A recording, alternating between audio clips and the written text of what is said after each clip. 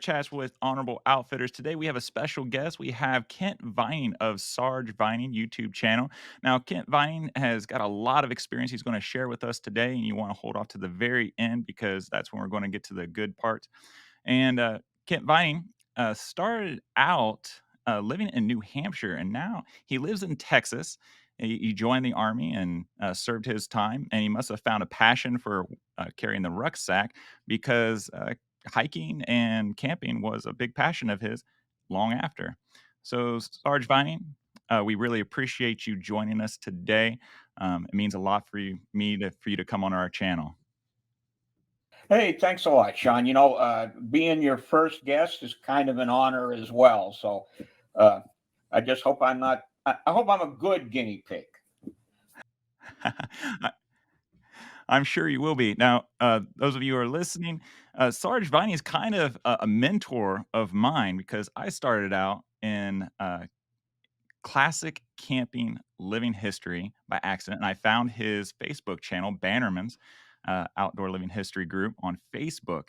And it's a very welcoming group. I suggest if you are interested in classic camping that you check it out because it's a great community full of people. And Sarge Vining makes you feel welcome. And if whatever question you have, even if it's a noob or experienced question, doesn't matter. He's always willing to help out along with all the others in the group. So, Sarge, uh, going all the way back, starting from the very beginning, what got you into camping and outdoor adventure? Or what is your origin story, if you will? Well, I guess you could say that I was born into it. Uh, my very earliest memory had to be no more than about 3 years old is of in a cabin with my mom and dad. When my dad got married, my grandfather gave him half of an acre uh, that he had on a lake in southern New Hampshire. Dad was working construction at the time on the highway. When that job ended, he bought one of their line shacks and pulled it onto that half-acre property, uh, and that's where we lived between late March to late September every year. Mom and dad were saving money on rent by living in the cabin uh, so that they could buy a house. They eventually bought the house when I was in the second grade. So every year from the time I was born until the second grade, we spent our summers, springs, and falls in this cabin, which, like I said, it started out as a line shack and then got to be a two-room cabin with a loft. My brother and I slept in the loft. My mother and dad slept in the combination living room, kitchen, dining room. Uh, and today, people would call it an off-grid cabin. Back then, it was just the lake house that, and the lake house wasn't anything special back then either. It's the 1950s. Uh, so my earliest memories are of being in the woods and going hiking with my dad. Another early memory, every year when we went out there, the first thing we did after we got out there and got settled is dad would take me and my brother on a trip out to a tree house he had built when he was a kid that was about a mile away from where the cabin was. So every year I got to take a 1 mile hike with my dad for the very first thing. So uh, and living in New Hampshire, you're surrounded by mountains and woods. Uh, when I grew up, when you went back to school, uh, and people started asking nobody asked, where did you go? What did you do on your vacation? The question always was, where did you go camping? And so it was like I was nothing special. I wasn't adventurous. I wasn't different from everybody was going camping. We lived about 5 miles from the second biggest lake in New Hampshire. And the great thing about that, it was the reservoir for two counties, and they had it fenced off, and the woods was out there, and there was a sign that says, "You can't come in here." And the one thing you don't tell an 8-year-old boy is, look at these woods. You can't come in here. So, me and my buddies and my brother, we spent our summers out there on Lake Massabesic was the lake. So yeah, I've been camping all my life. All right. So, going a little bit back there, what is a line cabin? I've never heard that term before until now. A line uh, a line shack, a job site shack, uh, and it's basically just a very small structure where the foreman keeps files and drawings and things like that. I remember even as a little 3-year-old, 4-year-old boy, that it was a fairly small space. Uh, when we No first kidding. had that, uh, it had just enough room for a pair of army bunk beds and a shelf on one wall where there was a Coleman stove, and underneath that was a cooler. And yeah, for the first couple of years, that was what living out there by the lake was. Uh, Eventually, Dad added on to it, and it just got bigger, and that line shack became Ma's kitchen.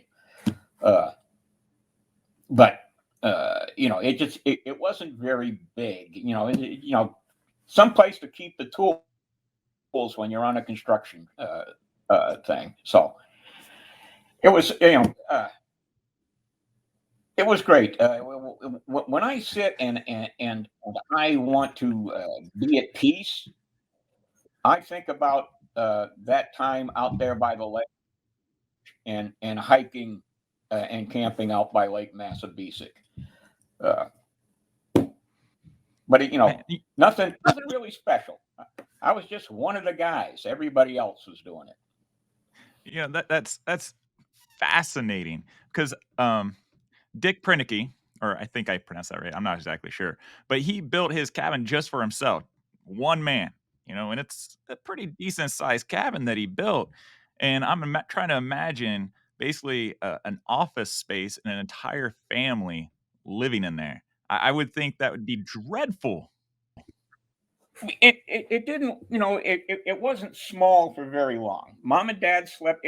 These were two the bunk beds were basically two twin size beds, one on top of the other. My brother and I slept in Uh one, and my mother and dad slept in the other. And of course, the first order of business was to build that front room out front so that we weren't all, my mother and dad got a bigger bed, and I got my own bunk, and my brother got his own bunk. So and then of course dad added on the loft and everything, and it was a constant building thing for about 7 or 8 years. And when he got it to a decent shape, he sold it and took the money that he had saved on rent and bought a nice 100-year-old farmhouse in the suburbs of Manchester, New Hampshire, just down the road from, like I said, a huge lake that nobody but 10-year-old kids could go into. So it That's was a cool. wonderful life. It really was. So you really, like you said, you grew up in it.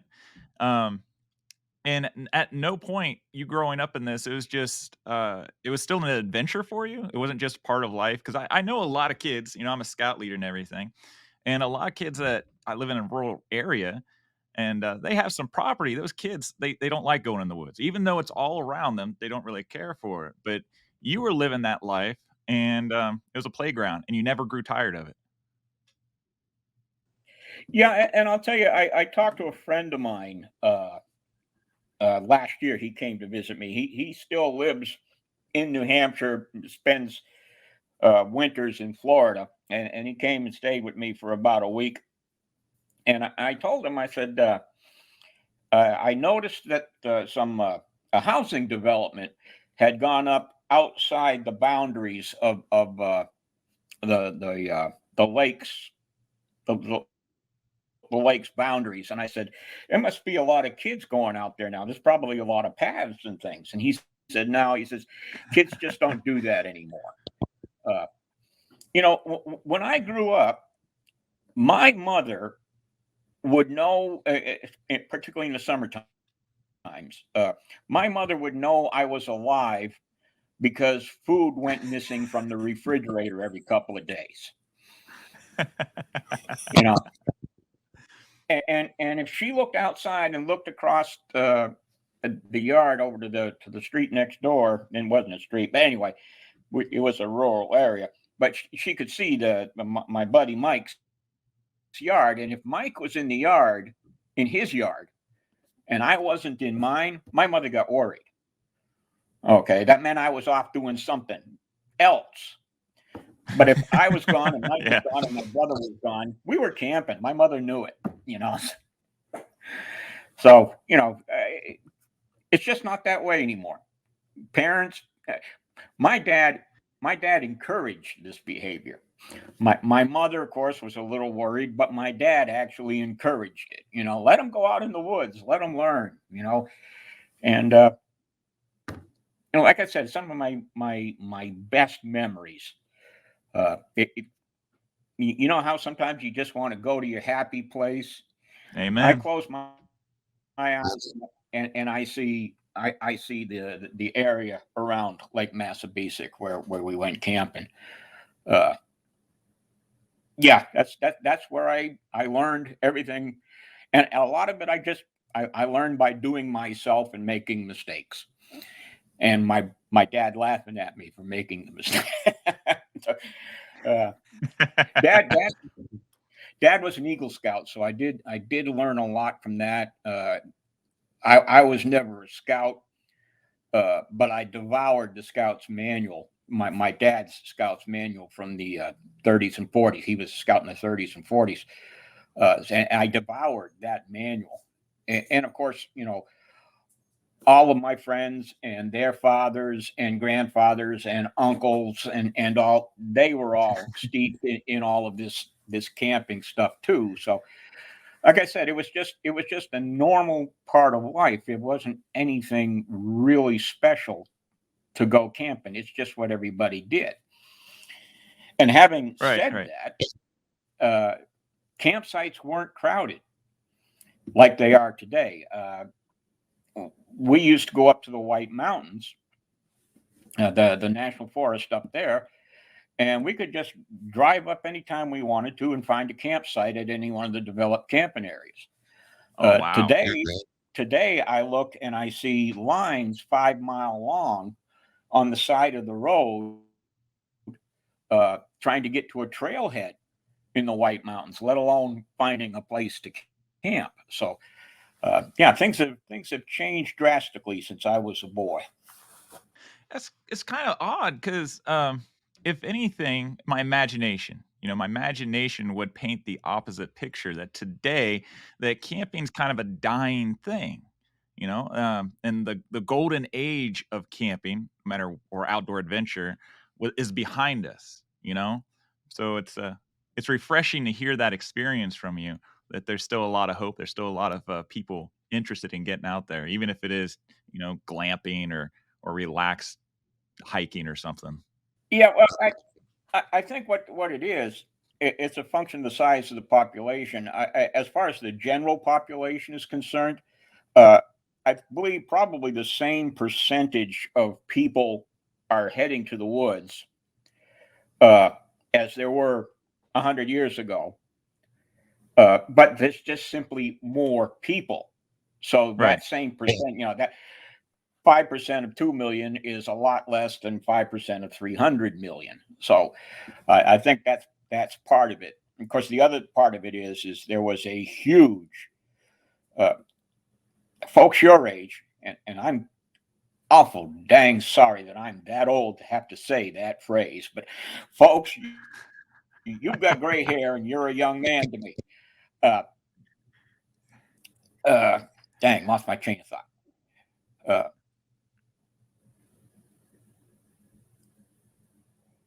oh, I lost what I wanted to say. You're saying folks my age. Yeah, well, oh, that's where it is. Folks your age don't realize the explosion of backpacking in the late 60s and 70s. That is, as far as the change in camping, I don't think there's been much change in car camping, what we called motor camping in the 20s and 30s, and car camping today. The explosion came in backpacking, doing backcountry camping.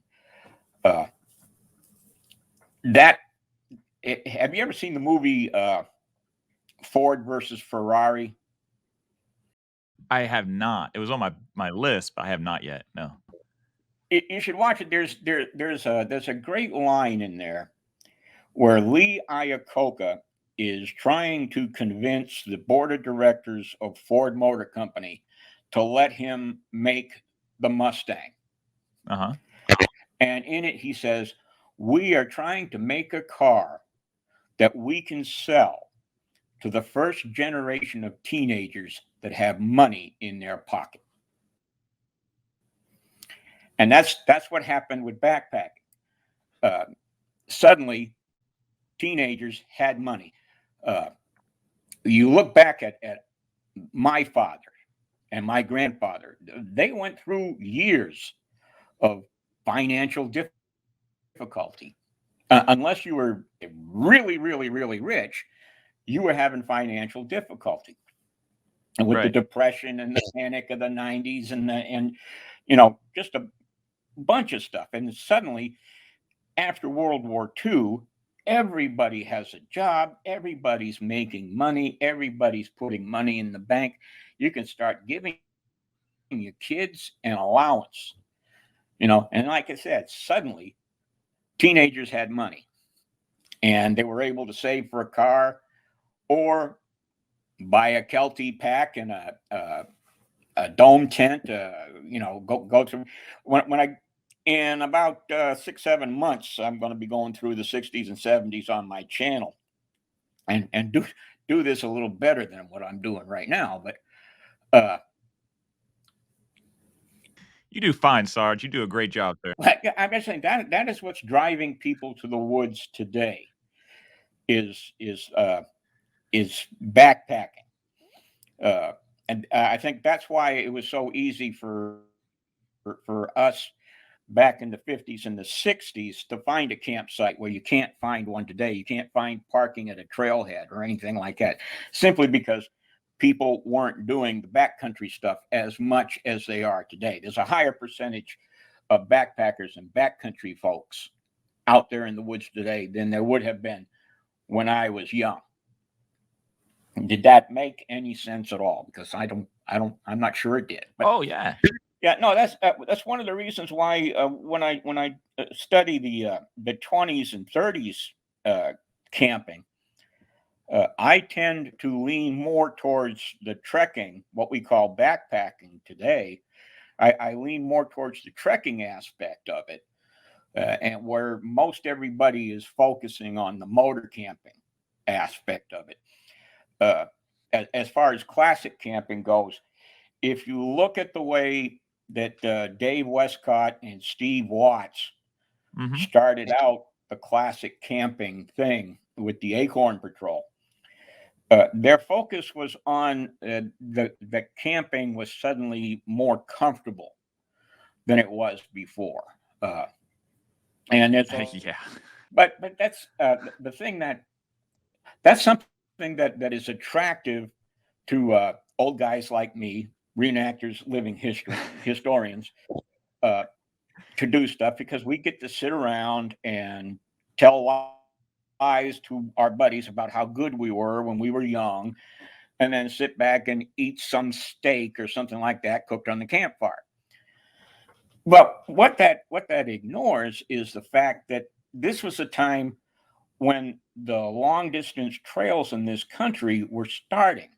The long trail started. I don't have my reference material here in front of me, but I know that it started. It was the first long distance trail, and I know it started before the First World War.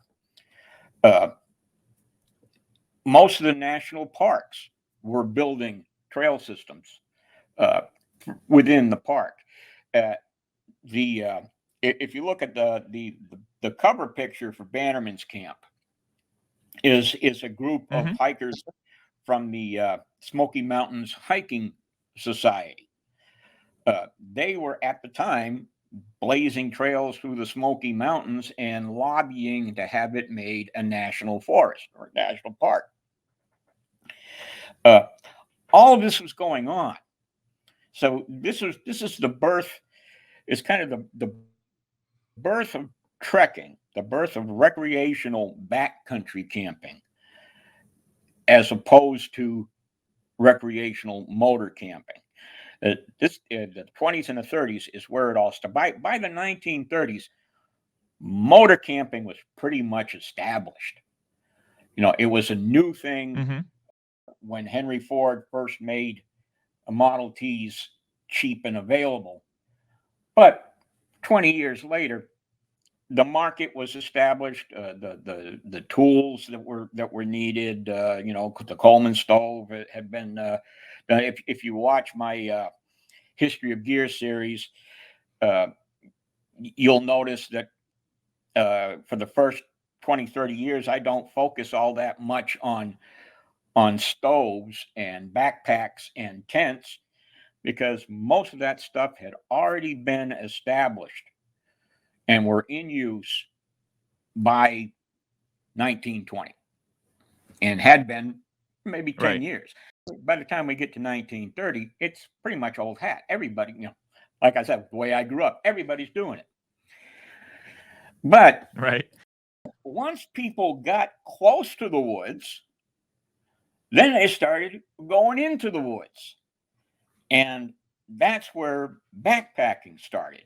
That's it's kind of like uh, westward expansion begat recreational car camping, which begat backpacking. So uh, but that's why I focus on what I do with Bannerman's Camp and the YouTube channel. Is I am really trying to trace the history of backpacking along with the history of camping in general. Uh, and I'm just having one hell of a time doing it. I really am. It's you've crawled up inside of a woods sleeping robe next to a campfire inside of a canvas tent. You know how that feels, how much fun that is. Uh, the problem is it's difficult.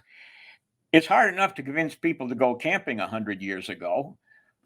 Now you got to convince them. Okay, now that we're going camping 100 years ago, let's go backpacking 100 years ago. And we're at a time when lightweight backpacking just didn't happen. Yeah, the only way you went lightweight backpacking in the 20s and 30s was you left a bunch of stuff home, and Right. and you know, uh, although the history of backpacking, the history of camping is a constant tension between weight and bulk, and making a bunch of mental calculations as to what do I want to carry the sleeping bag that will keep me warm down at 20 degrees, but it weighs 10 pounds, or can I get away with a wool blanket that will keep me down and keep me warm down to 40 degrees, and it might not get it that there's a whole lot of calculus that has to go on there, where today uh, you pretty much can choose whatever you want uh, as general. I'm a hammock camper when I go modern camping, Mhm. uh, and I have the equipment I use because I live in Texas, so I have a bit of advantage in that I don't have freezing cold uh, winters. But pretty much the same equipment I take in the winter is stuff I take in the summer. Uh, Although I can leave an underquilt home, but we're kind of getting off the woods here. But what else you got? What else you got? Well, you actually bring up something that I wanted to also bring up or have you discuss. Uh, I found your channel impromptu, and I checked you out, and it looked like your early stuff on YouTube was hammocking, which is interesting Yeah, because then that also got me interested in hammocking and watching all your stuff and your handmade hammocks. And like you really went all into the whole experimenting of creating your own gear. You have a history of creating your own gear. So what got you into that? yeah, and I'll tell you, like I said, I've lived in the woods, lived with camping most of my life. I'm 70 years old now. When I 20 years ago, when I turned 50, it just started getting to where I didn't want to get on my hands and knees to go to sleep on top of roots and rocks, and was focusing my outdoor activities were motor camping. Uh, set up a tent at the state park and use that nasty old rusty grill to make hot dogs. Uh, Yeah. and then and then I discovered hammock camping, and I said, "Whoa, this will get me back out in the woods." So yeah, I went after hammock camping gangbusters. Suddenly, I wasn't having to get on my hands and knees to go to sleep. I was swinging in the breeze, and uh, particularly here in Texas in the summertime, hammock camping is a pure joy because yeah, it's 109 degrees outside, but I'm hanging in the middle of the air, swinging back and forth. I've at least got some air movement around me. I sleep a lot cooler in a hammock than I did in a tent, and then there's no roots and rocks. So, uh, and then I've always wanted to get other people out into the woods. Hmm. Uh, growing up in New Hampshire, I didn't have to do that. Everybody was going in the woods. It's when I left New Hampshire and went to places where there isn't that tradition or that many places to go camping. Here in Texas, we have it's kind of strange in that when Texas joined the Union, the state retained all of the land that it owned. It did not give any land to the federal government. Uh, No kidding. no kidding. What federal property that is here in the state today was either given to the federal government by the state or purchased by the state or it's rented by the federal government. The national forests were all either sold or given to the federal government uh, and army bases and all of that. Well, that means that most of the camping in Texas, most of the property in Texas that you could camp on is private property. So you need permission to get in there and camp on somebody's property. Also, here in Texas, we've got a pretty good gun tradition. So if you're camping someplace where you shouldn't, uh, you might want to consider, the sensibilities of the gentleman who owns the place and how he feels about you interfering with his cows. So no Uh, stealth camping. No stealth camping. no stuff to that. Yeah. Uh,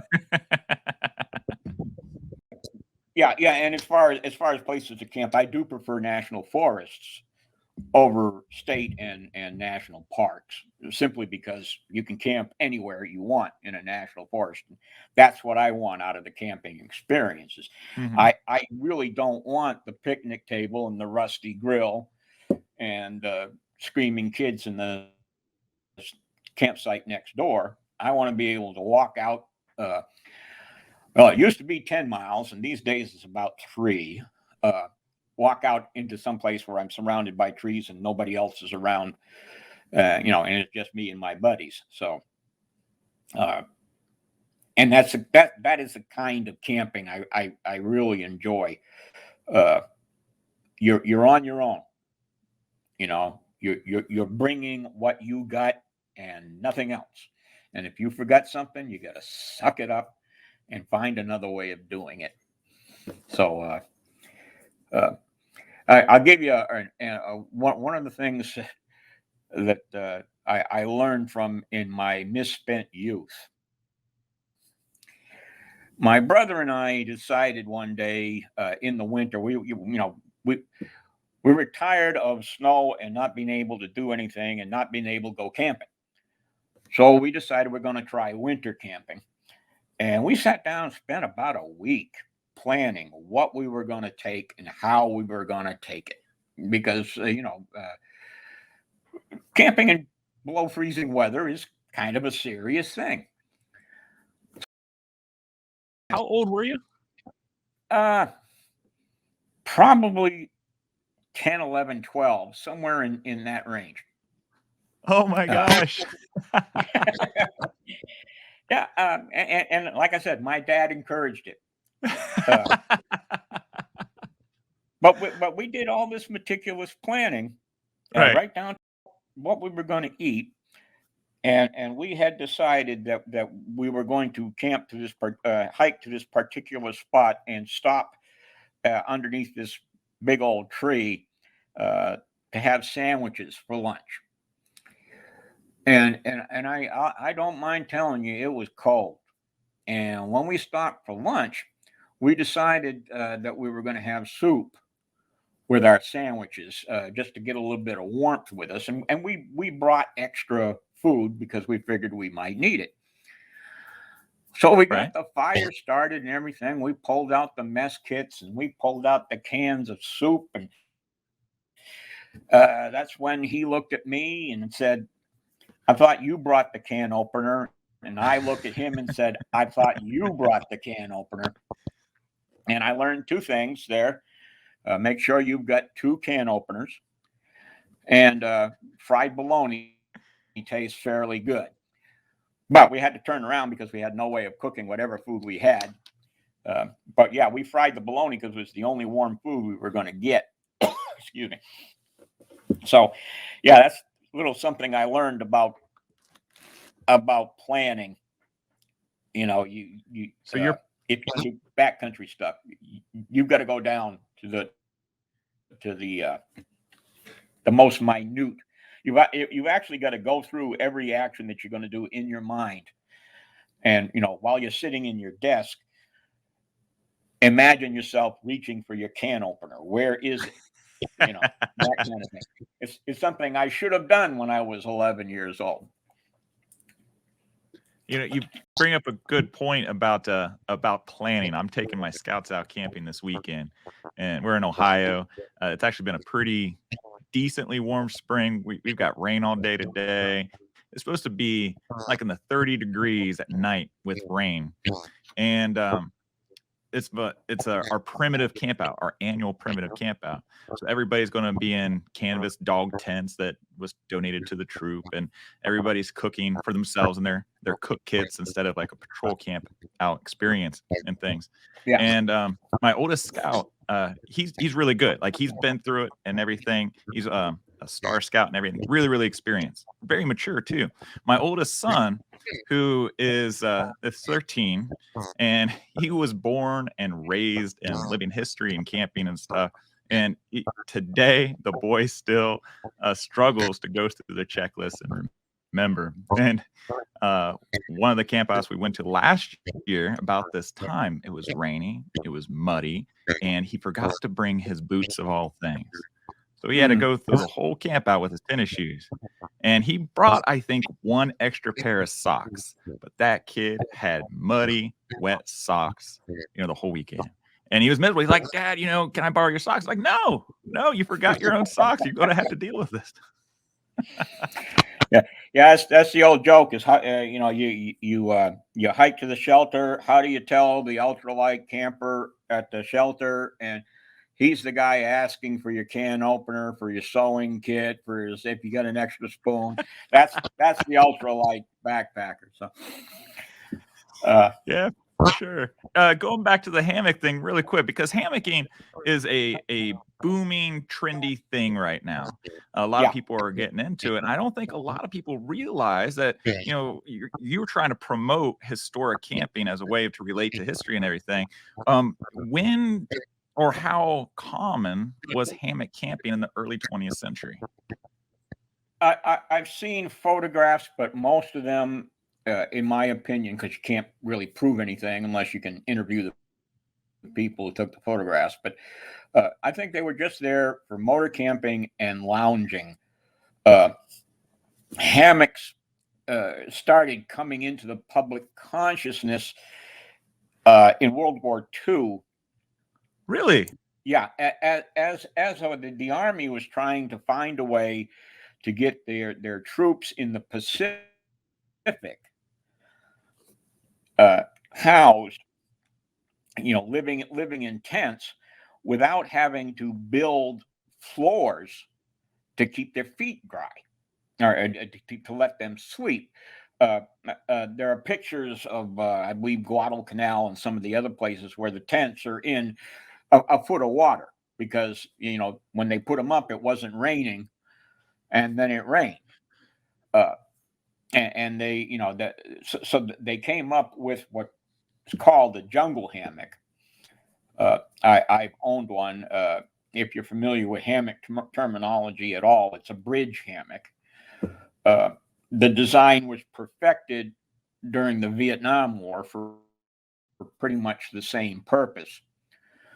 But hammocks as camping gear really didn't come into play until the late 1980s. It's still a very relatively new technology, if you will. Uh, and it's kind of a rabbit hole. Once you get into hammock camping, you've got to do a lot of research and a lot of study and talk to a lot of people. It's easy to spend too much money in hammock camping because and the advice I would give anybody is don't go cheap. Buy once, cry once, and do as much make your own gear as you can. The science behind hammock camping involves, and this is one of the reasons I got into sleeping bags, historic sleeping bags. The science behind hammock camping is you laying in the hammock is pretty much the same thing as being on a overpass. Okay, the wind passing through the overpass makes the ice form on the bridge faster than it does on the roads. Right. Okay, you're working with convection there. So your hammock works the same way. If you try to put a sleeping bag in your hammock to insulate you, what happens is you crush the insulation in your sleeping bag up against the hammock, and it makes it worthless. The insulation is no longer any good. So you have to hang your insulation underneath. Okay, that's the science behind it. And that's why you see so many people in their 20s and 30s sleeping in cots with mattresses or folded wool blankets or something like that. Is to and why I stress a lot of people coming into the 1930 into classic camping.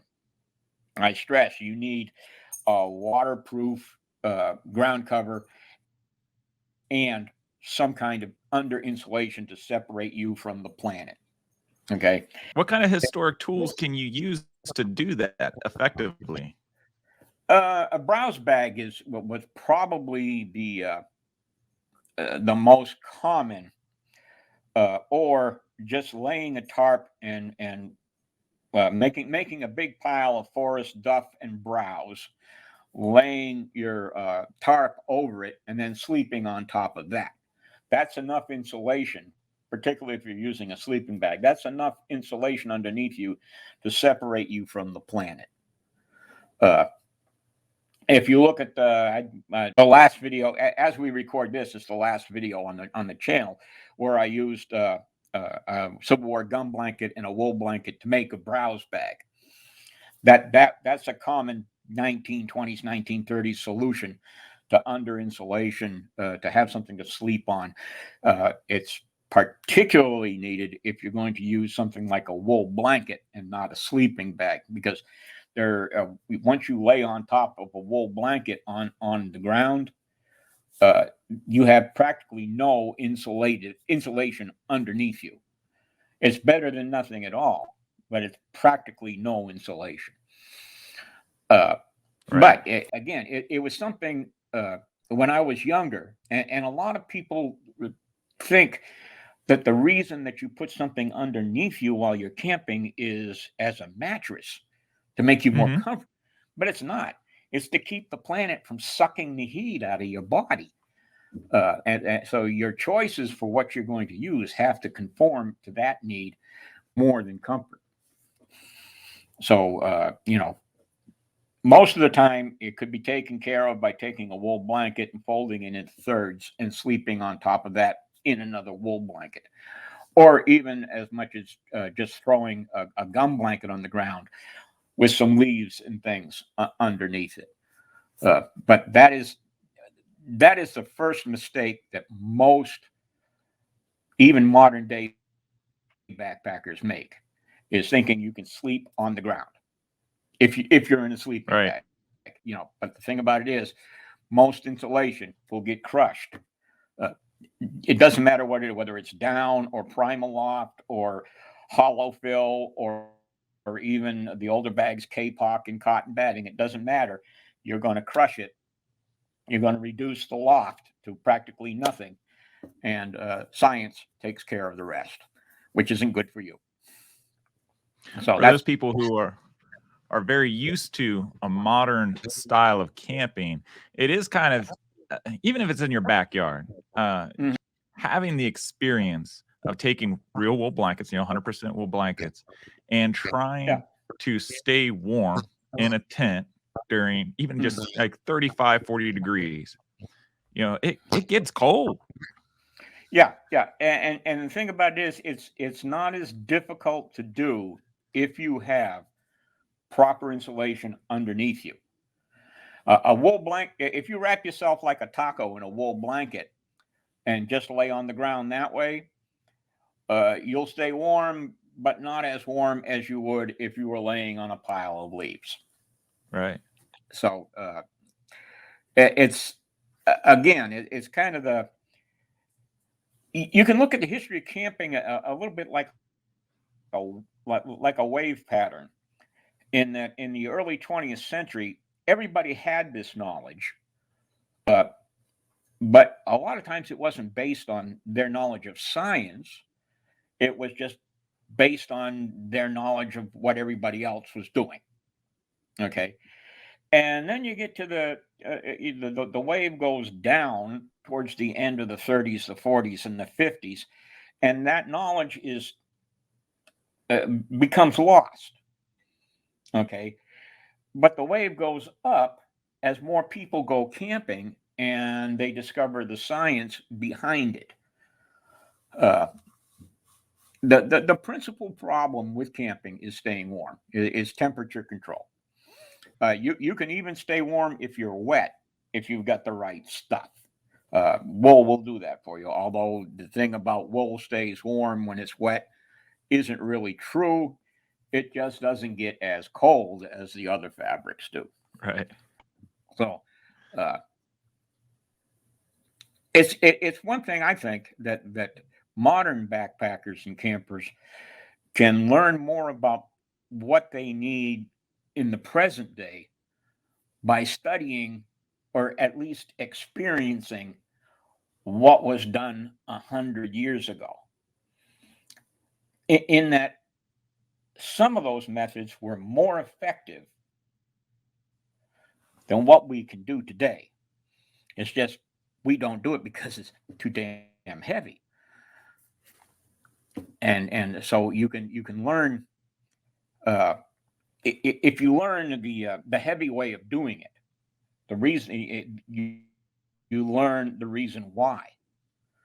Okay, that's what I love about living history as a learning tool. Me I too. love living history as a teaching tool, but I think it's more effective for us individually as a learning tool. You can learn why you need to bring an inflatable pad with you by learning what it's like, what those solutions were in the 19th. Do you understand what I'm saying here? Yeah, Is that absolutely.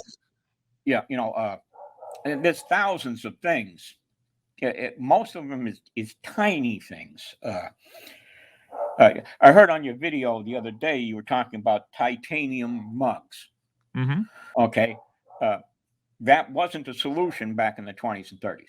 Aluminum was the best solution. Uh, you learn that you should use titanium, or at the very least, you learn that titanium is available. Uh, and the reason why is preferable over aluminum. Uh, in other words, aluminum is not the best solution, and neither is plastic. Right. Okay, both of them are lightweight. Both of them will get the job done. Aluminum has its problems with chemicals and leaching and things like that. You get plastic too close to the fireplace, the campfire, and you're drinking out of your hand for the rest of the trip. With titanium, you Right. get the lightweight and you get something that is non-destructible, although the expense is, you spend a lot more money on a titanium mug than you will on an aluminum mug. You learn the reason why that's a good choice. You know what I'm saying? It's like I was Oh saying yeah. earlier: buy once, cry once. Uh, uh, we've kind of had this discussion on Facebook and in private messages, and I've mentioned to a lot of people there isn't that much scholarship in the history of camping. You know, up until about 10 years ago, the most written about conflict in history was the Civil War, and I think 2 or 3 books a week were coming out ever since 1869. Right. It is only just recently that the Second World War has surpassed that. Uh, but you can find all sorts of scholarship on other things, and I'll focus on collecting disciplines. Uh, you can buy a dozen books on collecting Hummel figurines, but I don't think anybody's written anything on collecting camping gear. No. No. And I want to get some of that knowledge out, but I'm lazy. I don't want to do it by writing a book. Uh, I'll do it on the video, and that's my goal is to get as much of, and it's my opinion, but give as much of my opinion about old time camping gear, so that people can recognize what it is and collect it and learn from it, and maybe eventually somebody will do a doctoral dissertation on collecting camping gear, and maybe we can start getting some information we can reference more than what just some crazy old man talks about once a week. Uh, So you bring up something we that takes me back to my origin story a little bit and meeting you, because so my kids, they were pretty young, and I'm a Civil War reenactor. And one thing that is kind of frustrating is my kids would go to these Civil War reenactments because they're so young. There wasn't a whole lot for them to do, especially if there's an event that didn't have kids. Yeah. So I scratched my head and I found your Facebook group, Bannerman's, and several others. And I was like, man, this is cool. I could dress up my kids like scouts from the 1920s and 1930s.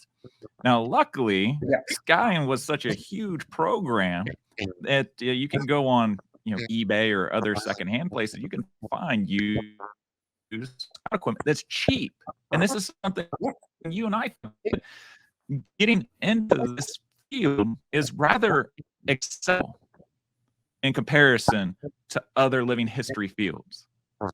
Yeah, I'll tell you the reason why I got into collecting camping gear. Originally, I was a militaria collector, taking after my grandfather. Uh, at one point, I had the largest collection of World War I uniforms in the American Southwest. Oh, no Somewhere kidding. about, I think I had Oh, 100.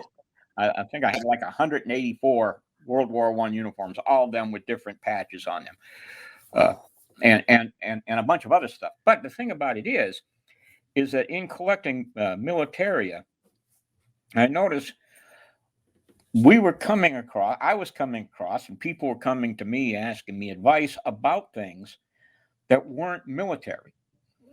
Uh, it was camping gear. Right. Uh, somebody would say, "Oh, is this a World War II sleeping bag?" And I would say, "No, it's not an Army sleeping bag. Even though it's khaki, it's not. The Army didn't have sleeping bags." And they become crestfallen. And suddenly, it's not worth anything to them, and they just want to get rid of it. And I'll give them $10, and they're happy, and I'm happy because camping gear, you know. Uh, and that's basically how my camping gear collection started, was stuff that was misidentified as military gear.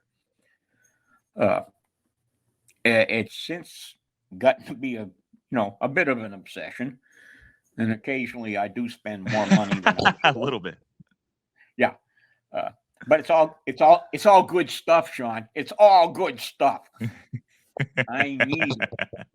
Uh, Yeah, no, I've gotten to where I'm not so obsessive, and I don't buy as much, largely because uh, my goal as far as collecting camping gear is just to have examples of types and try to get the first of. Uh, that's why I'm so excited to find that K-Pox sleeping bag from 1914. I had no idea. That's about 15 years earlier than what I thought K-Pox was being used. Uh, Hold on just a so moment. So yeah. about that K-Pox sleeping bag, because you showed something in your video that I get giddy about, and I noticed that you get giddy about, is when you saw that logo and you were trying to do some backwards research on it, that's what led you to Mm-hmm. know what the installation was, and you got, like, that eureka moment. Yeah, well, I knew what K-Pox was. I knew what K-Pox sleeping bags were.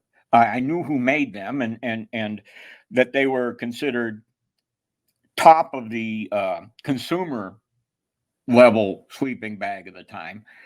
Uh, the thing I was excited about was finding one that was made so early, before Right. you, you know. I had already learned about K-Pox. Uh, which is why I was trying to figure out what in the cornbread Hades this crap is. Uh,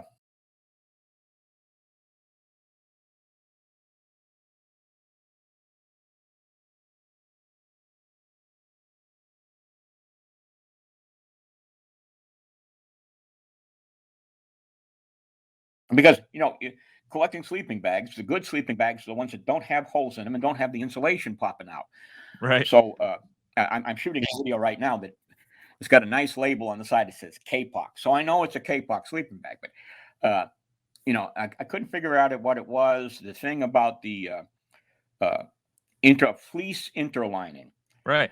That was the thing I was going after, is the word fleece. I've always tried to make reproduction sleeping bags, and as far as insulation is concerned, I thought, well, I could use polar fleece as an insulation, because you're not going to see it, Right. but it would perform the way it should. And all of a sudden, I'm ecstatic to find a sleeping bag that uses fleece from 1914. So I know it's an actual. That was the first thing I became excited about. Uh, and then in tracking down the company, is when I discovered they were using K-Pox, and that it was so early. I think the reason why it didn't become more commercial until later on is, this company, and you people are going to have to go watch my video to find out what Amen. me and Yes, you Sean are do. talking about. Yeah. The company didn't sell sleeping bags. very long at all. They just sold them during the war to British officers, and then they went back to making mattresses. So it's kind of a one-off thing.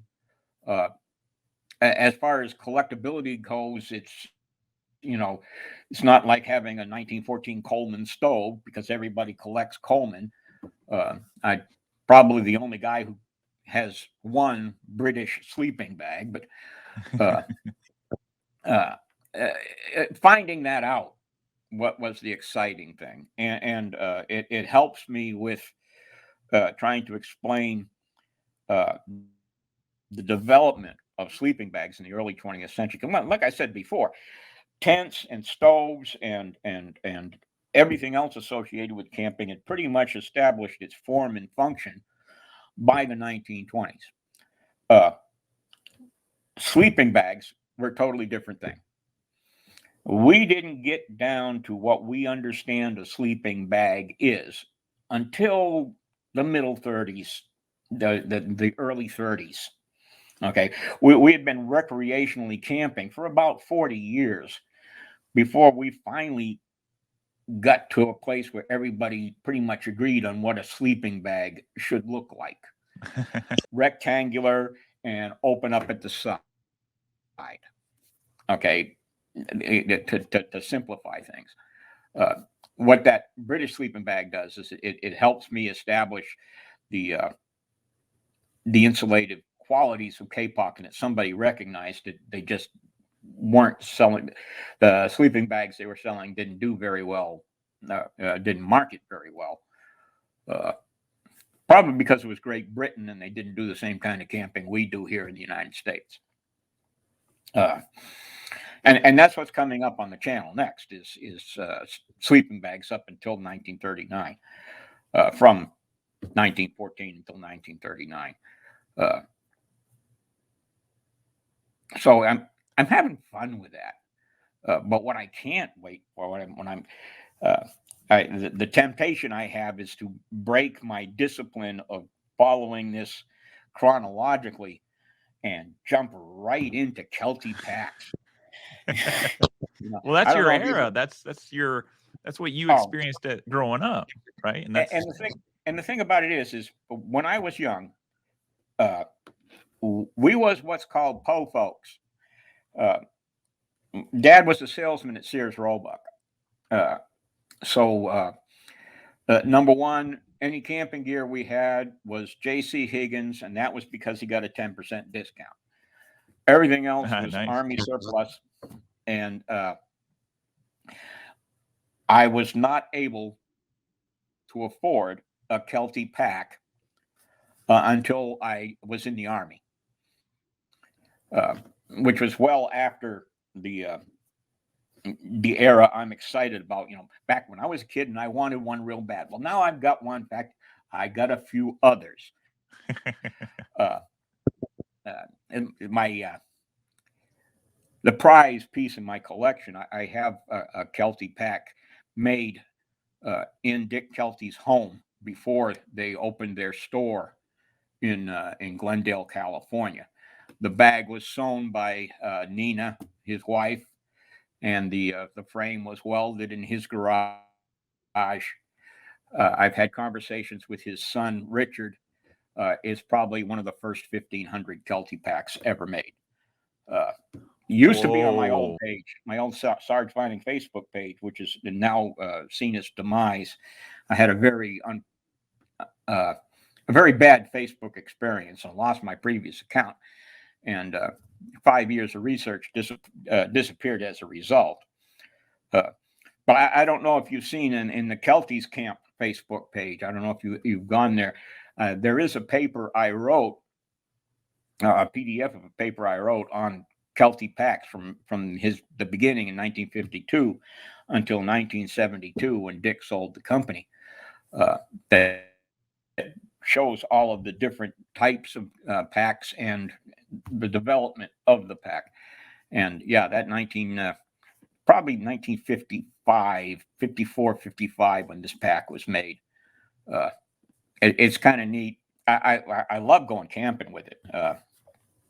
I'm one of those old codgers, nobody Nobody likes these old aluminum frame packs, but they're better than anything else.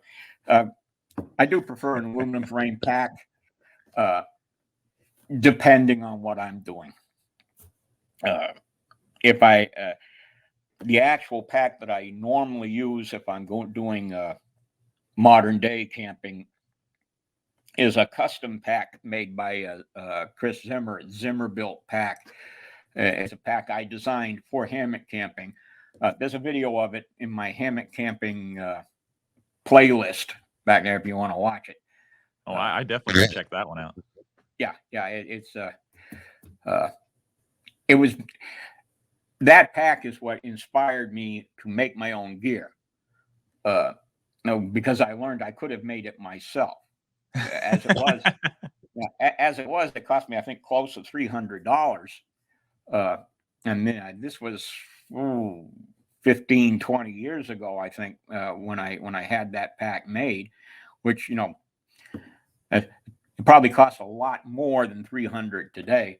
It's a fantastic pack. I love it, and Chris Zimmer is a good. He makes good product, and a mouse chewed a hole in my pack. And I emailed him and said, Chris, how can I fix this? And he sent me patches and told me how to glue it in and everything like that. Didn't charge me anything. He said, hey, you got a mouse hole in one of the packs I made? Here, fix it. So that was good. Wow. Oh yeah. It's a good pay. Yeah, like I said, you should watch that. Eventually, that pack is going to be featured in the history of gear. When I illustrate internal frame packs. You did a good thing, by the way, when you did your video on the Boy Scout pack, the one with the wooden internal frame. What is it? The Campo Sack. The Campo Sack. Right. Yeah, designed by William Hillcourt, Green Bar Bill. Yeah. No, I broke a YouTube rule and I made a video recommending your video. Well, bless you.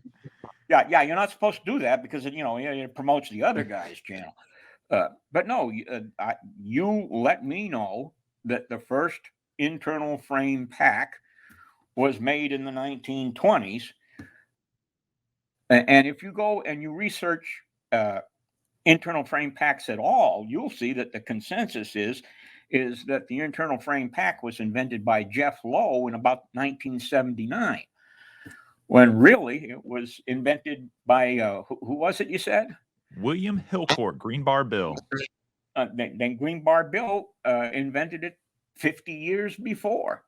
So you informed me of something I did not know, and that's always a good thing to find out something you don't know. So, but yeah, that my hammock pack is going to be featured as part of that. And like I said, it's one of the reasons why I started getting deep into making my own gear. I think everybody should make their own gear. Everybody should buy a sewing machine and make something. You should make a lot of things so that you can amortize the cost of your sewing machine. But that's kind of like going deer hunting, where you say, yeah, look at all this meat I got, but it cost you $7,000 in guns and equipment to get 60 pounds of deer meat. So what is your favorite style of camping with all these different experiences that you have, even in the Army? What is your favorite style? But again, these days, it's actually getting back to crawling on my hands and knees to go to sleep, to going and doing the classic camping, the vintage camping, historic camping, whatever you want to call it. My favorite gear list for going camping, backpacking, is that 1953, 54, 55, I forget exactly, but that Kelty pack, a Frostline Kodiak tent. Frostline was a company that sold kits to make your own gear.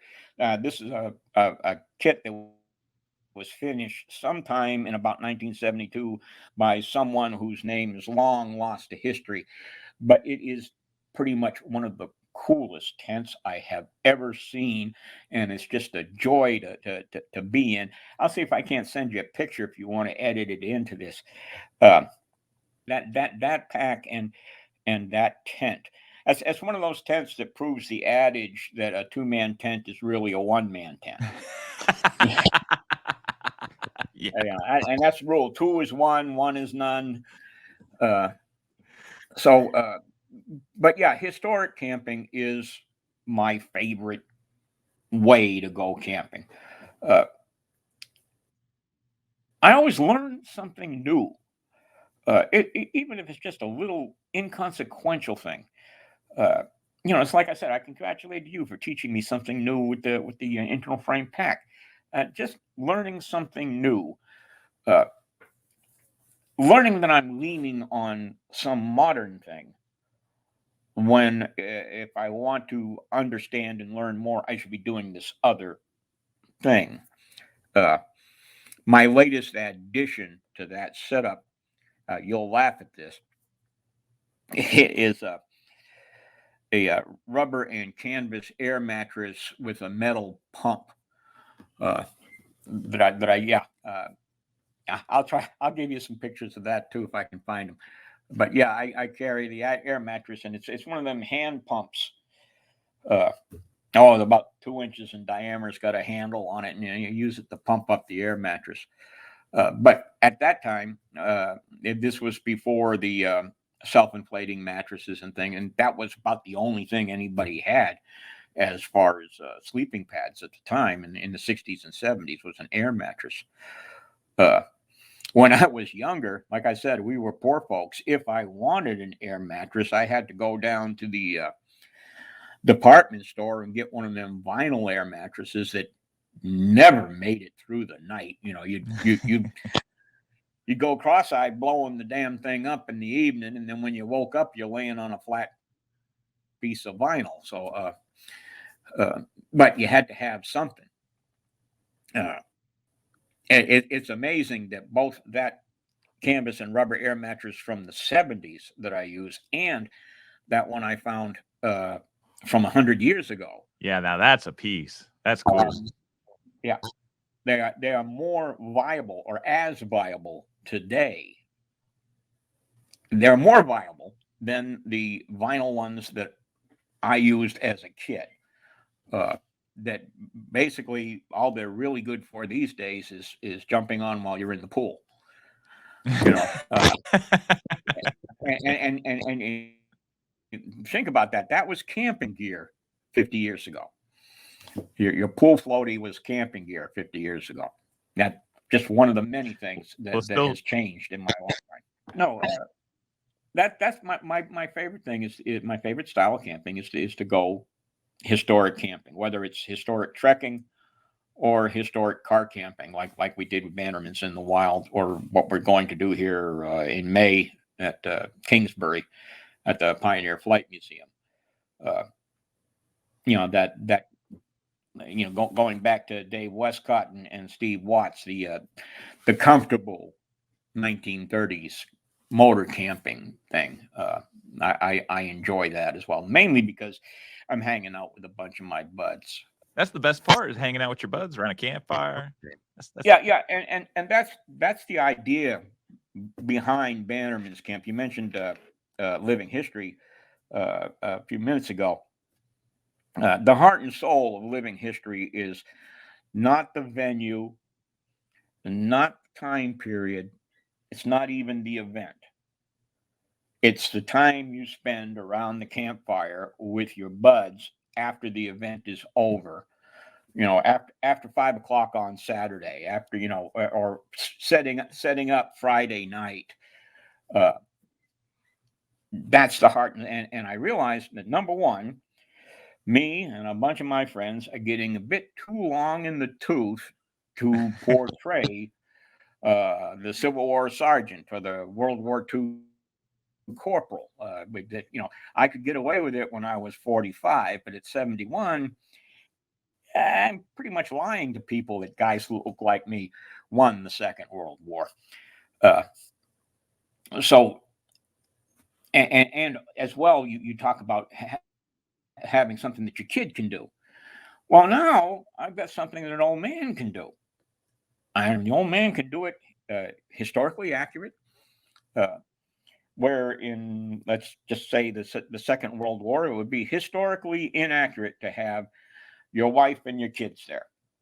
Okay, you could try to stretch it and say, okay, we're French partisans, or we're French refugees, or something like that. But it really, again, you're stretching things. But if you're camping, that's exactly what a campsite would look like. You know, bunch of civilians of all ages and sexes getting together and having a good time, which again is the heart and soul of living history and reenacting. So all I decided to do was, okay, I'm going to do something where I'm going to strip away the venue, I'm going to strip away the event, I'm going to keep a time period, but I'll make it about 50 years, 1890 to 1939.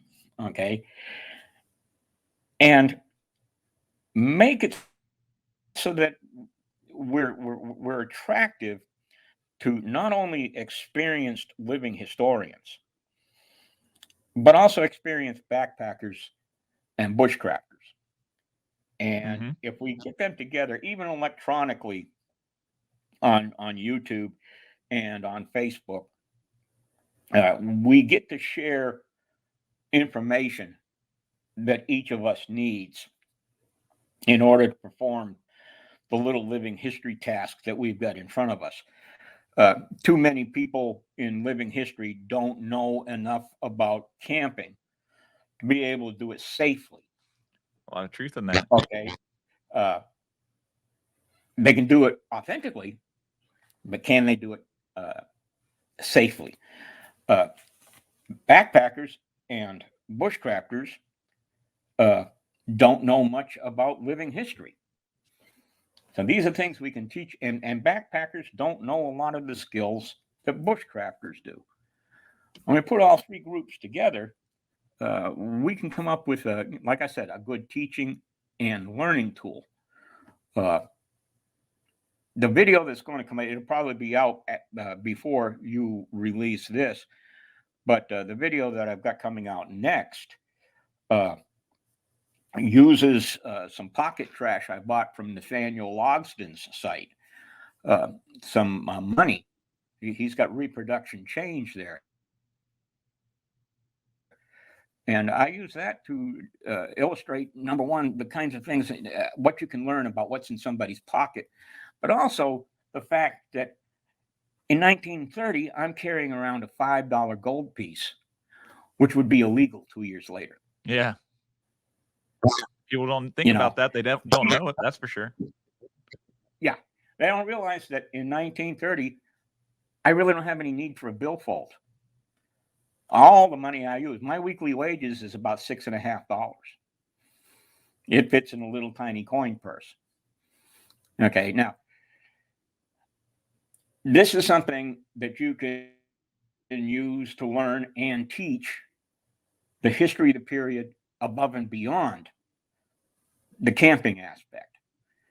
In other words, what we're doing is we're using the camping, which is attractive to people, to teach the other things that were going on: the depression, the change in the currency, the change in banking, the rise of radio.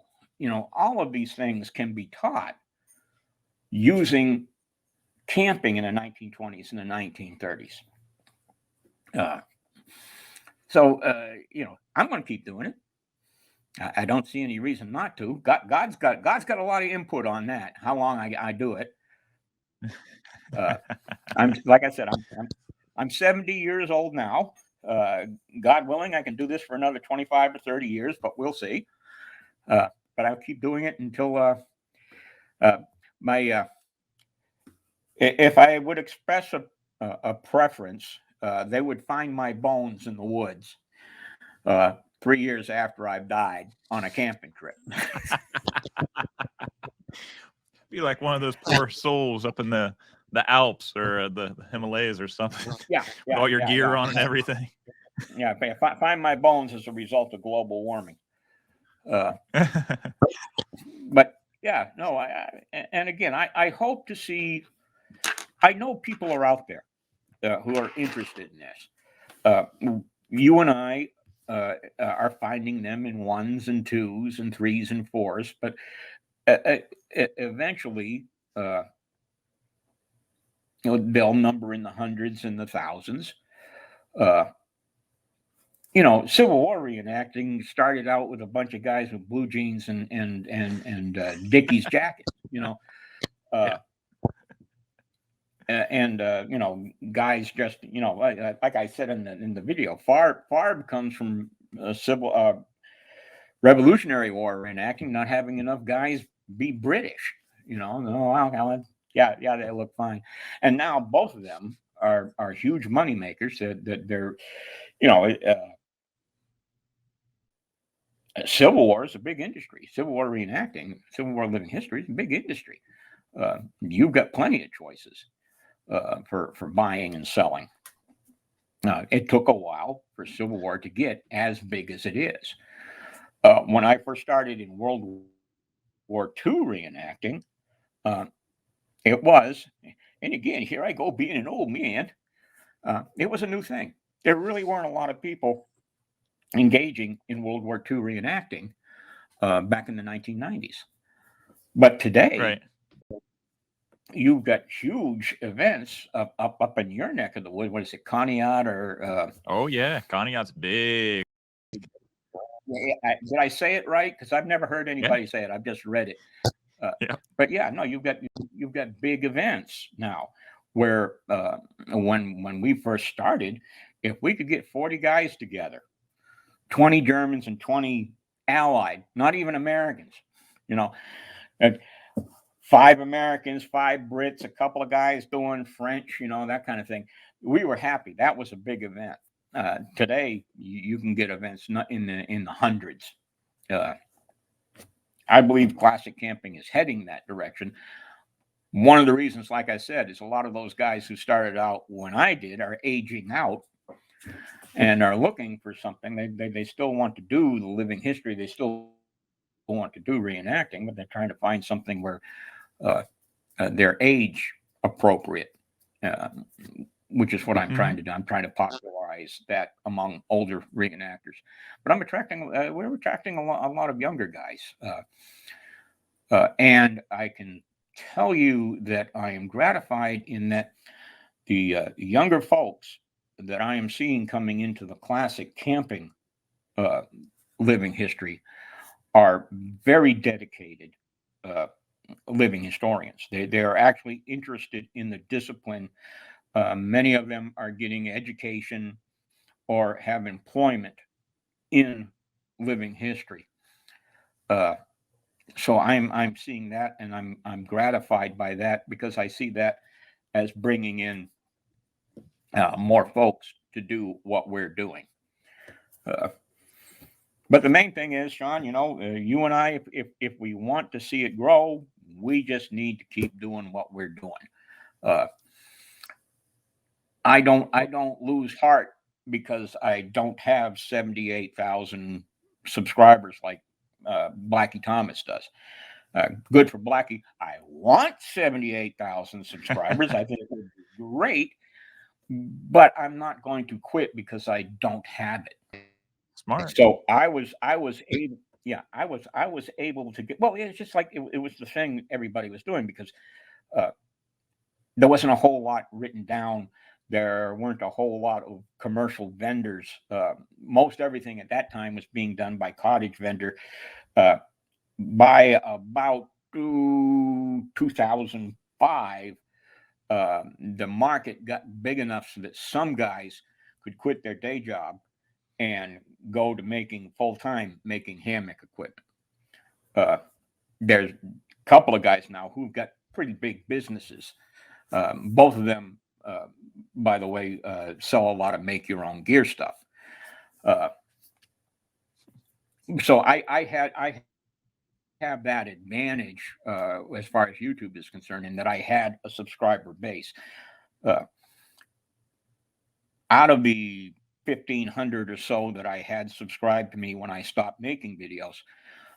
I'm pretty sure none of them are watching the new videos. But YouTube sees that number.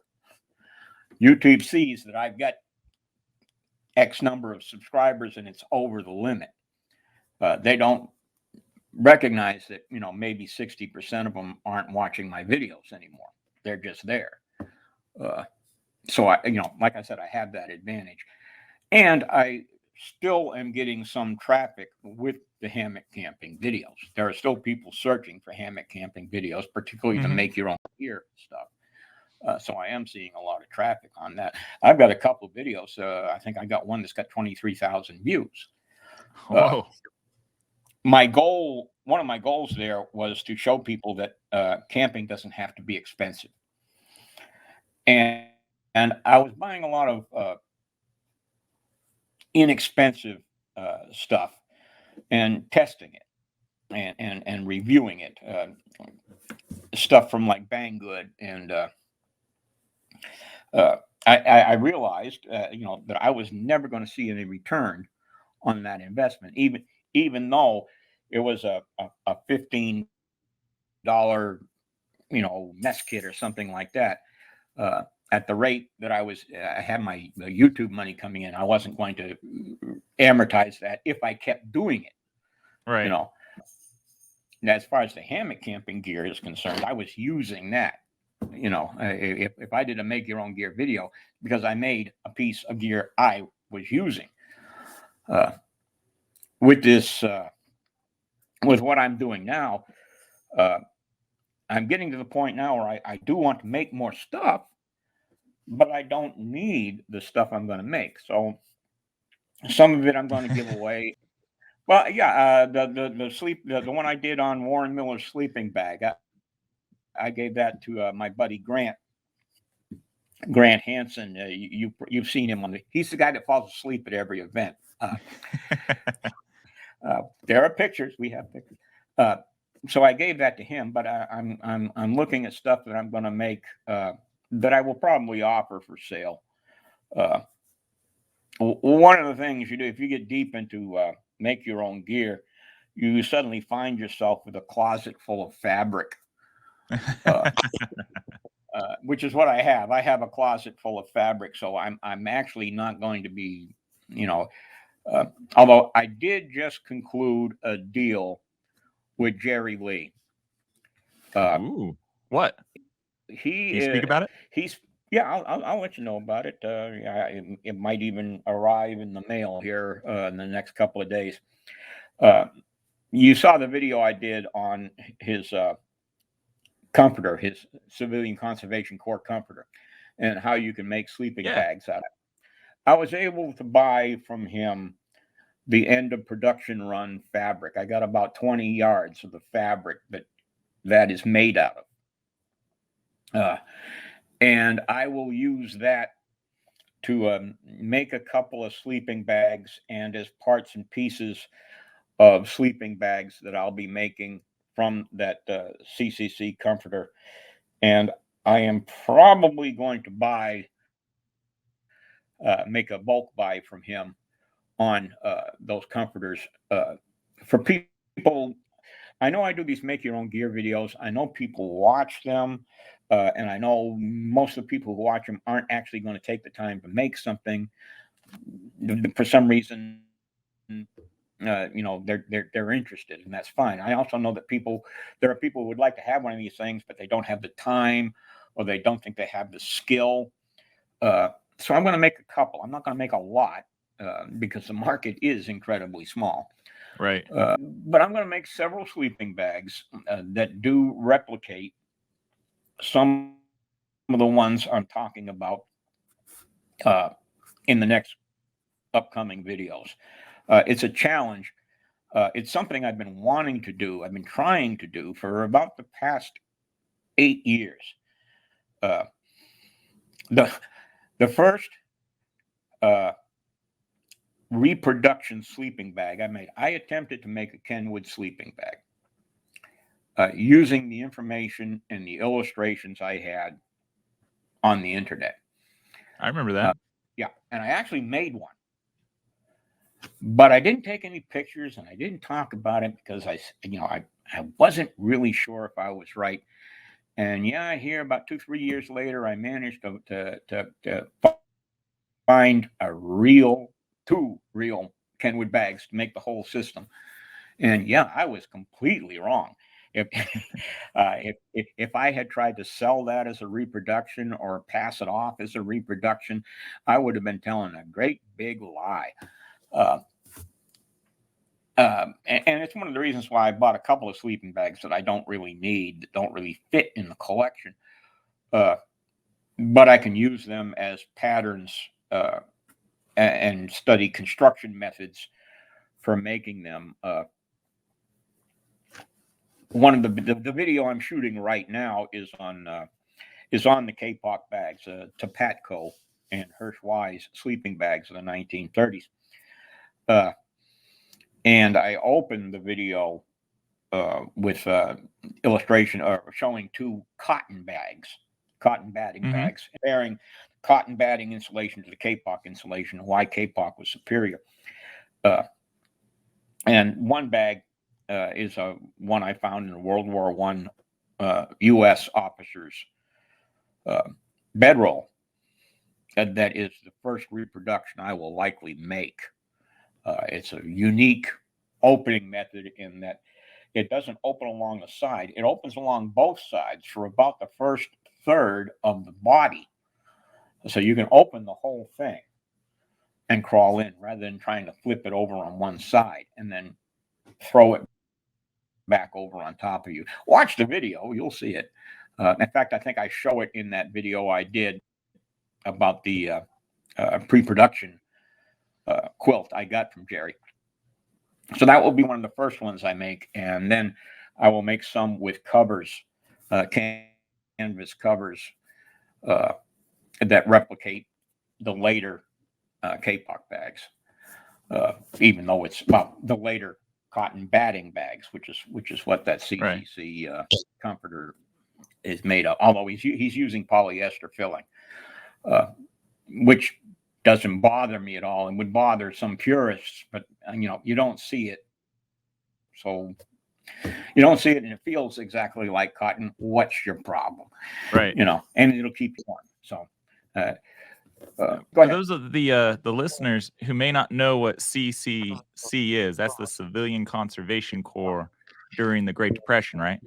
Yeah, yeah. The civilian. Okay. I'm thinking about doing a video on the Civilian Conservation Corps again to use camping as a way of explaining the economics of the time and the reason why the government having to employ a huge number of young men and veterans uh, to work on trails and camping areas in state and national parks uh, was because there was no jobs for them, Right. and they didn't want to just simply take a handout. They wanted to do something. So, in one respect, they were doing make work projects, stuff that would not normally have been done. In one respect, we can say, well, we're probably lucky that they did it because we do have established campsites in state and national parks. We do have trails. We do have a lot of things.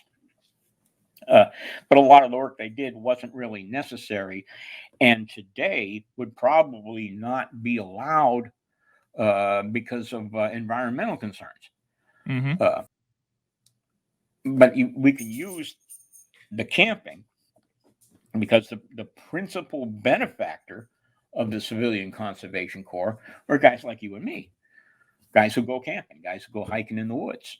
We're the benefactors of the tremendous financial problem that happened after 1932. Yes. Uh, so yeah, uh, again, that's how camping.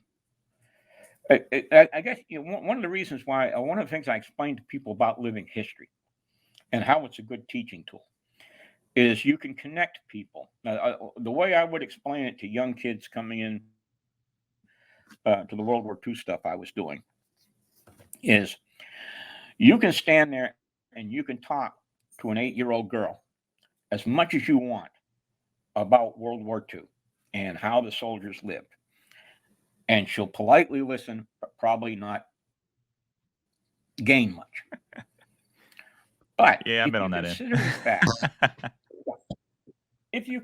the fact, that this 8-year-old girl might be watching her daddy shave every day, or at least get a chance to see him shave on the weekend, and then you show them how you shave in World War II, there's a connection that can be made. My daddy Right. shaves. This guy is shaved. Maybe I listen to my daddy. Maybe I should listen to this guy. Okay, and I, you know, and that's what camping does for us. One of the more gratifying things I find in classic camping living history is I get a lot more informed and educated questions. Uh, since I've been doing public uh, classic camping interpretation, I don't think I have ever heard anyone ask, "Is that a real fire?" Okay, That's a classic for living history.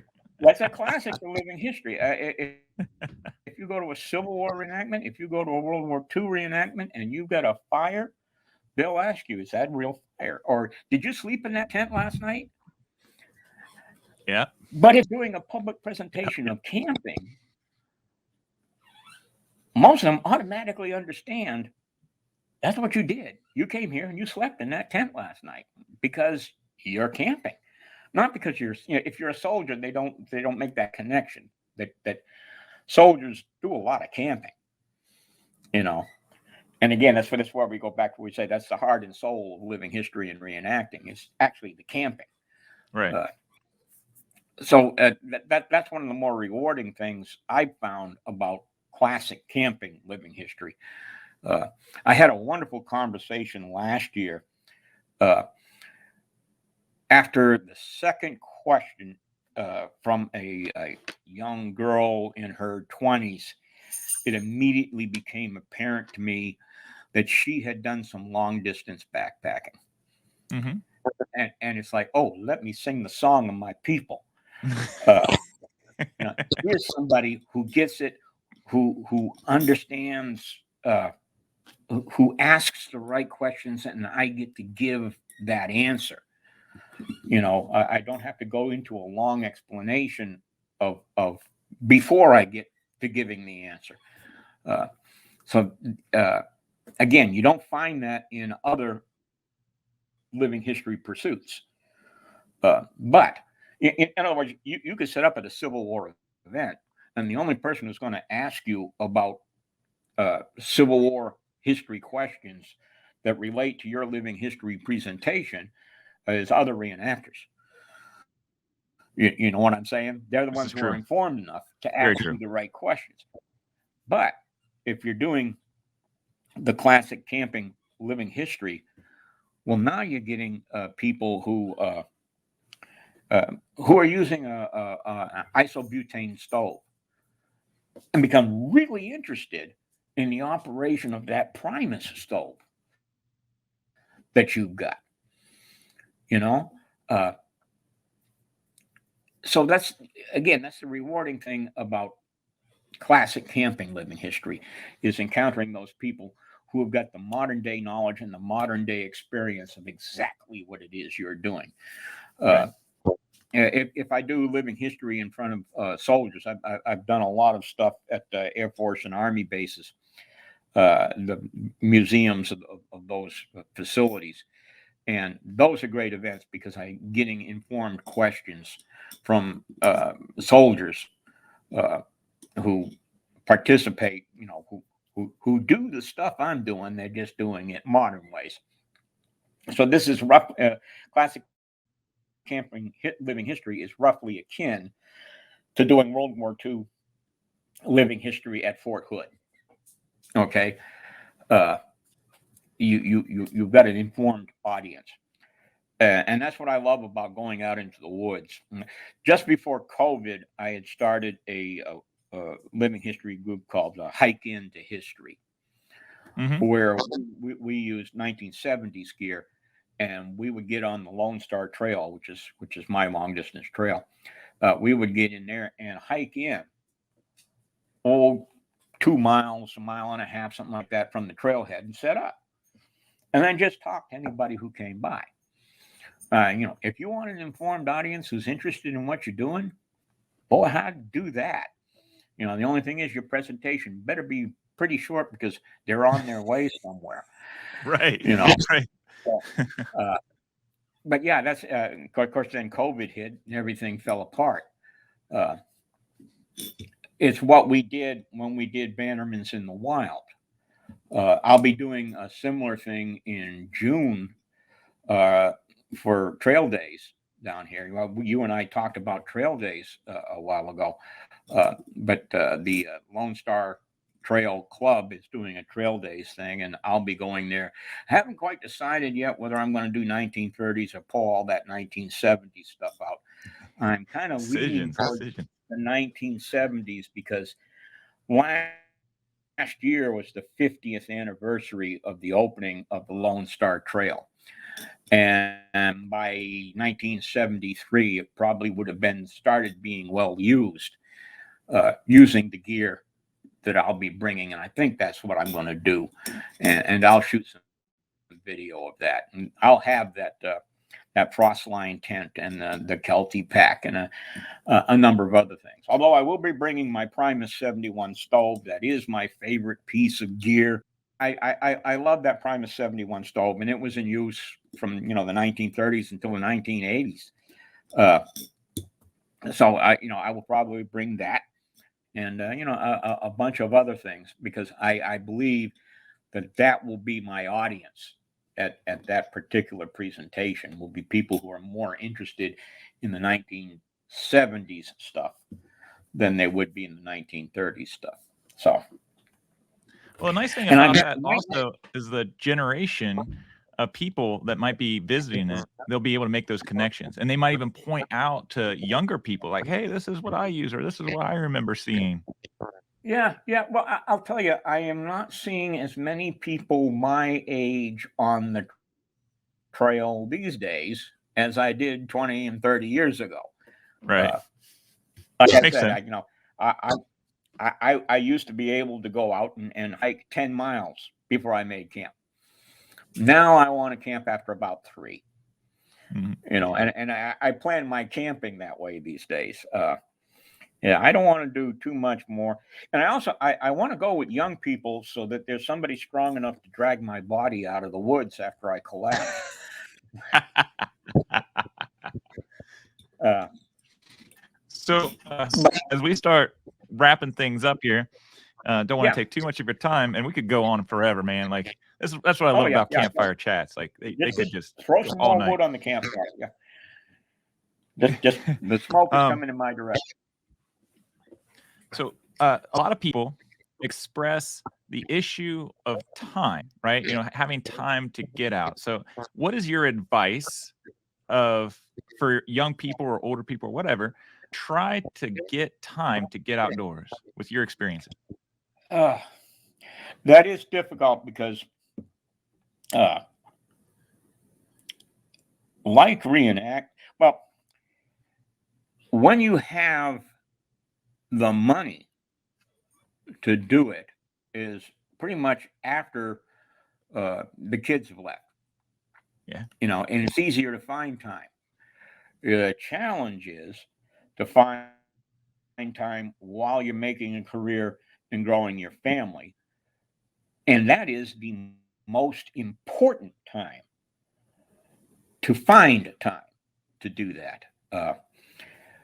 You just have to make the time uh, to go camping.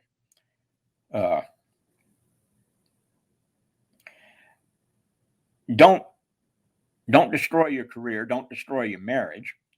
Right. The time to get out in the woods and get away from all this crap. You know, uh, there's the element of challenging yourself. You need to do that, and it needs to be something more and challenging yourself to get a raise. It needs to be something that the uh, the only reward you get is spiritual, uh, whatever your spiritual pursuit is.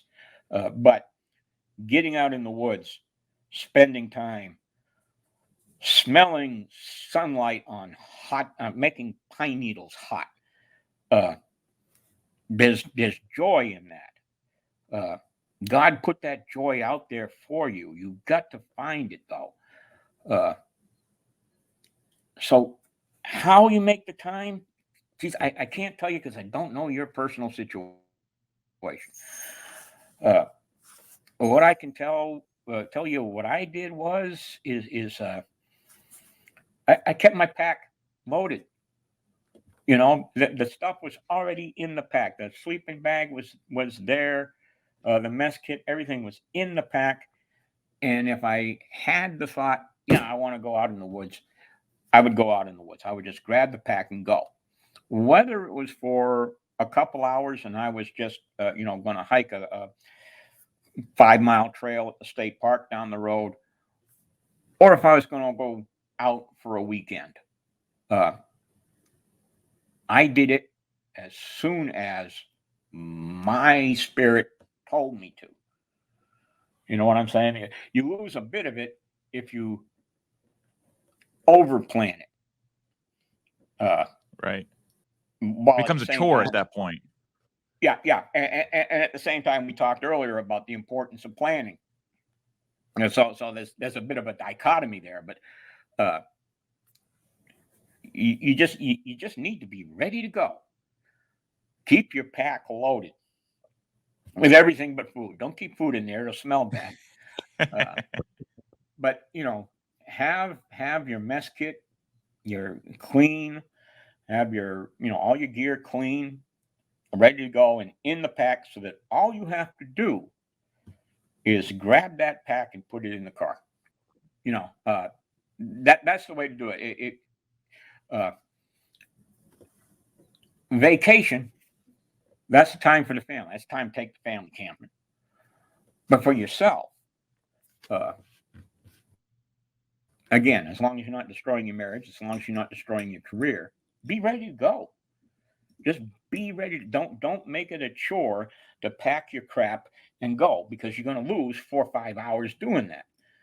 But if all you're going to do is say, in the morning, I'm going to go hike 5 miles. You know, everything is in the pack, ready to go. All you got to do is, my habit was to stop at Subways. I would eat breakfast at home. If I was going to do that, I'd eat breakfast at home. I'd stop at Subways on the way, put that sandwich in the pack, and go.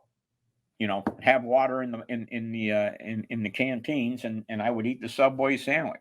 Didn't make a big production on. Now, if I was going to go weekend camping, it's a whole different story.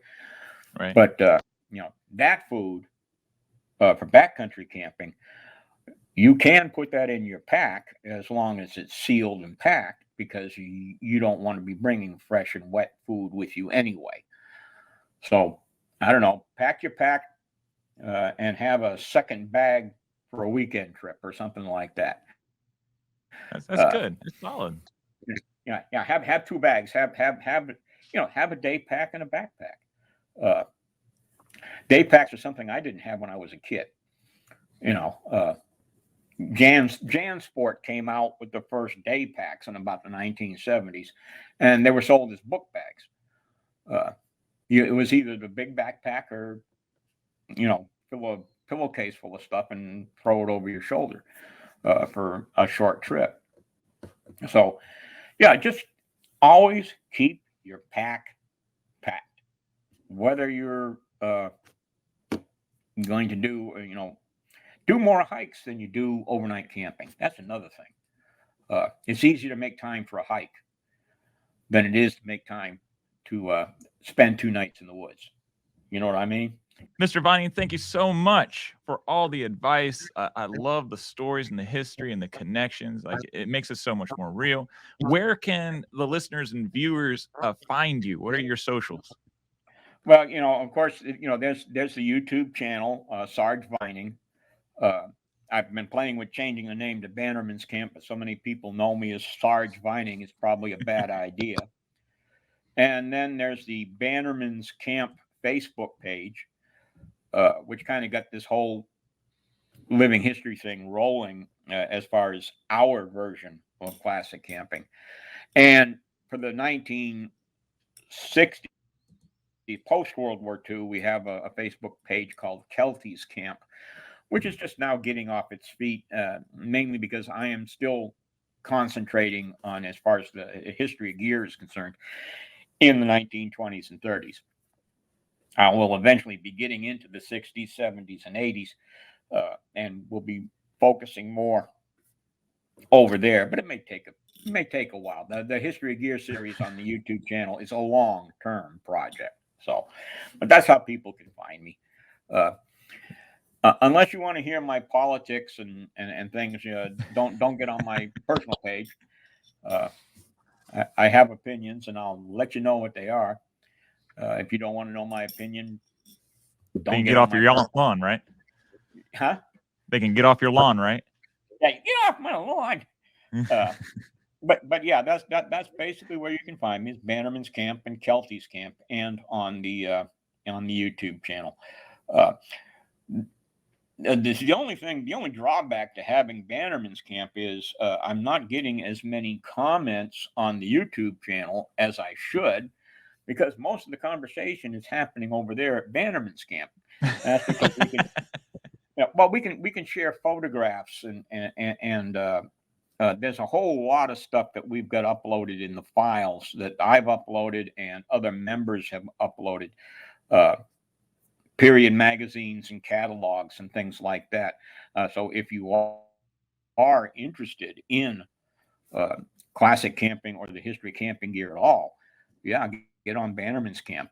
And on if you're in Bannerman's Camp, I believe that the other uh, vintage camping sites on Facebook allow members of Bannerman's Camp to become members of theirs without approval, like the Amalgamated Order of Motor Campers and camping in the old style. And I know I'm going to miss somebody, and I'm sorry, but and you can probably provide a list after you've done editing this of all the other. There's about 4 or 5 other uh, classic camping, vintage camping, historic camping, whatever you want to call it, associated sites. Each one of us takes a little bit of a different approach to the subject. Uh, Bannerman's originally started to, because of the use of Army surplus in the 20th century, as far as camping is concerned. Uh, and the recognition that there's a lot of that stuff out there in the hands of reenactors who can use it to do the classic camping living history. So that's our focus. We are more living history oriented, where some of the others are more history oriented. Uh, we're also somebody mentioned to me a while ago that Bannerman seems to have a lot of collectors in it. So yeah, if you're interested in collecting classic camping gear, uh, you should probably look into getting a membership in Bannerman's Camp. I'll let you in as long as you're not a commie or a child molester or a commie child molester. Uh, but that's it. So I do look forward to people coming and joining us. Uh, I hope that this podcast brings more people to your channel and mine, and some of the others that are cropping up. We've got a couple other guys that are working on their own channels. Uh, I'm glad to see that. The more the merrier. The more information that is out there, the more people are going to be attracted to the discipline. So thank you for this opportunity. And like I said, you and I have been exchanging private messages and more public chats in some of the social media. Glad to have a conversation with you. Finally, it doesn't involve me pounding my fingers on a keyboard. And like that to Texas, we'll see about getting you a salsa card. Uh, that so that you can come back in later. Well, So I appreciate it, Sarge Vining, the opportunity to speak to you and get some of your knowledge and wisdom. Definitely, I'll put all the links of all the different socials in the show notes on for the podcast and on the YouTube channel. I'll put it in the description box so everybody can go there. And if you have any interest in whatsoever in historic camping, even if you don't want to get in the living history side of it, like Sarge said, the academic side, the nerding out side of just this equipment is really heavy in all the different groups with their specific disciplines. You can learn so much, and I am they're all very welcoming groups. I am looking for a nerd with writing skills. I really am. Well, thank you, Sarge. I appreciate you all watching or listening to the podcast. Make sure to hit subscribe. Check out Sarge Vining's videos and everything. I hope you guys have a wonderful evening. Give a kiss and hug to your loved ones, and we'll catch you later. Thank you very much.